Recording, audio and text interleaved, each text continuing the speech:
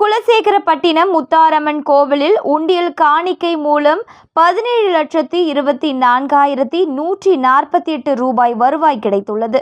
தூத்துக்குடி மாவட்டம் திருச்செந்தூர் அருகே குலசேகரப்பட்டினம் முத்தாரம்மன் கோவில் அமைந்துள்ளது. இந்த கோவில் தசரா திருவிழாவிற்கு புகழ் பெற்றது. மைசூருக்கு அடுத்தபடியாக குலசேகரப்பட்டினம் தசரா திருவிழா வெகு விமர்சையாக நடைபெறும். 10 நாட்கள் நடைபெறும் இந்த திருவிழாவில் தென் மாவட்டங்கள் மற்றும் கோவை, சென்னை போன்ற வெளி மாவட்டங்களிலும் இருந்தும் லட்சக்கணக்கான பக்தர்கள் பல்வேறு வேடங்கள் அணிந்து இந்த தசரா திருவிழாவிற்கு வருகை தருவார்கள். இந்த குலசேகரப்பட்டினம் முத்தாரம்மன் கோவிலில் 18 நிரந்தர உண்டியல் உள்ளது. இந்த கோவில் இந்து சமய அறநிலையத்துறையின் கீழ் செயல்பட்டு வருகிறது.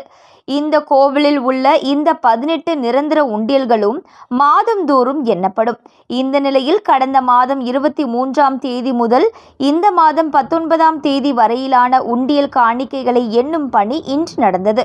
இதில் ஏராளமான பக்தர்கள் கலந்து கொண்டு காணிக்கை எண்ணும் பணியில் ஈடுபட்டனர். இதில் பக்தர்கள் காணிக்கையாக 17,24,148 ரூபாய் ரொக்கமாக வருவாய் வந்துள்ளது.